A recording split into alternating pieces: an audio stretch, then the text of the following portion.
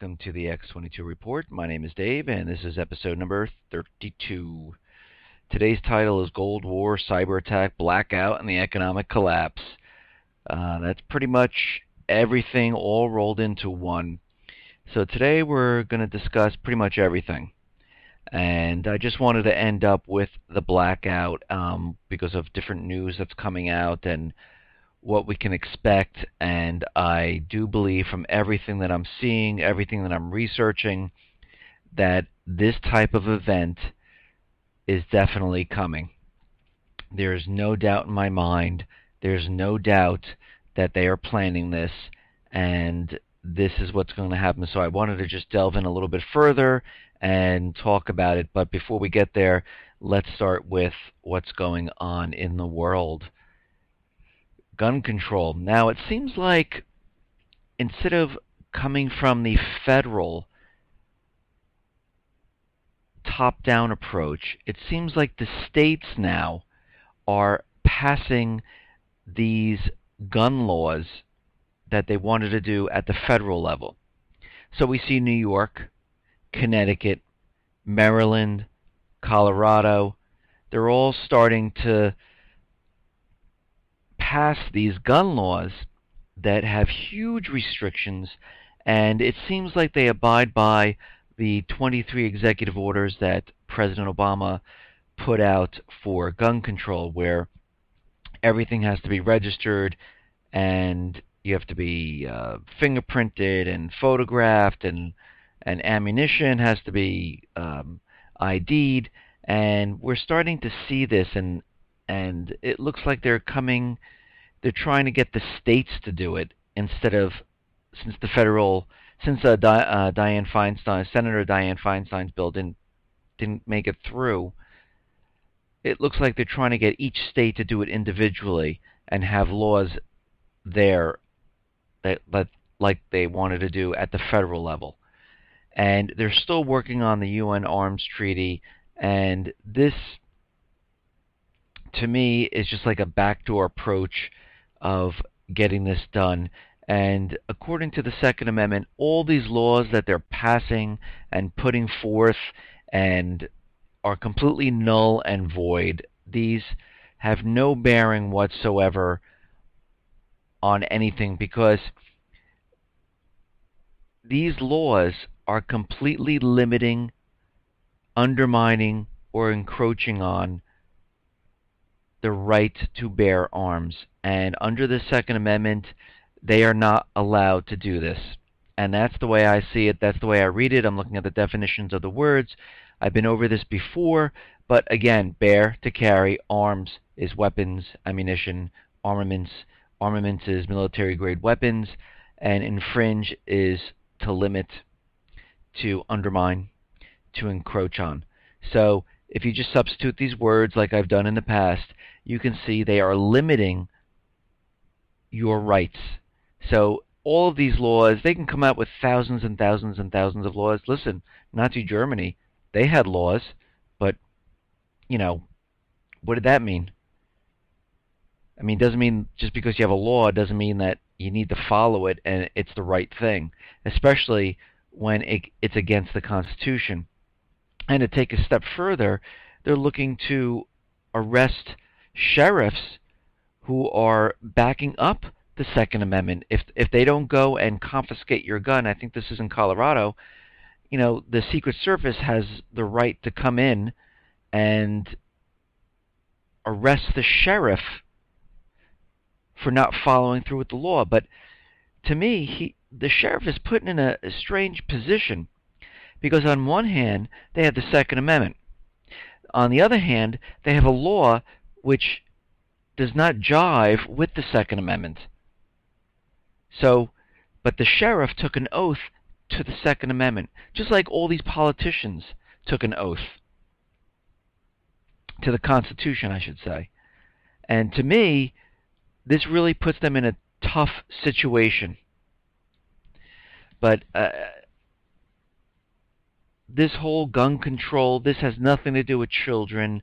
This has nothing to do with anything. And even in the news, they had the Batman movie theater shooter. They're finding out that he's been on some type of medication, and that's going to be the fact with all of these type of shooters. They were on some type of medication, and something triggered them. You've seen the commercials with all the medications and the fast talking guy that tells you all the it could cause death, it can cause kidney failure, it could cause mental problems. Same thing, whenever you go on medication, things go wrong, and it has nothing to do with the guns. It has nothing to do with what they were talking about, keeping our kids safe. They only want one thing, and that's to take away the guns from the American people. Now, something strange in the news, DHS is telling their Border Patrol that they have an ammo shortage. How do they have an ammo shortage? I have no clue. After buying, billions of rounds, I have no idea how the DHS can even come out and say they have some type of ammo shortage. And if you really think about it, think about the number of rounds, a billion rounds, how much target practice they would have to do, each DHS agent, to have a shortage in ammo. Or are they telling them we have a shortage because they don't want any of these rounds fired because you know what they need them for? Now, moving on. Now, there was a story about a Dutch bank that defaulted on the physical gold deliveries. This is ABN AMRO, one of the largest Dutch banks in the Eurozone. Now, when people wanted physical delivery of their gold, they couldn't do it because the paper that they gave them was not backed by anything. Now, if you really think about this, the whole thing's a scam then, because when you're giving out a gold certificate and you're saying it's backed by gold, you need the gold to back it up. But they didn't have it, so instead they're giving them other worthless paper, which is, fiat money. But this act right here should have triggered something all around the world, showing that these gold certificates are not backed by anything. But instead, we see gold being pushed down, the gold price moving down. It makes no sense. Just from this shows you that everything is manipulated. This shows you that there is something terribly wrong, and gold should have shot up because people should have seen this and said, wait a minute, these gold certificates aren't backed? We can't get our gold? Well, that's what we wanted. We want physical assets. This should have sent, tremors throughout the world, and people should have been running, and gold prices should have been skyrocketing. But instead, gold is dropping. To me, that makes absolutely no sense. And that just shows you one thing and one thing only, that it's manipulated. And again, they're pushing the gold price down, they're pushing the silver price down for one reason. They're trying to scare away all the people that are holding physical assets, and those people that wanted to buy physical assets to not purchase it because they're seeing it lose value. And while that's happening, central banks, countries, banks are all buying it at lower prices. And don't be fooled by this. Continue to stack, continue to buy, gold and silver, and you know what? At a lower price, buy more. Now, this whole controversy with this Bitcoin, first of all, this whole thing is in a bubble. It's going up way too fast, and now it looks like there is some type of malware that turns hacked computers into slaves that mine bitcoins, that can create bitcoins. So this whole thing is completely cannot be the currency of the future, because already it's being hacked into. Already with this malware can turn your computer into a miner and create bitcoins and make bitcoins rise. So to me, this whole thing, this virtual currency, can no way survive at all. We still have to look at gold and silver.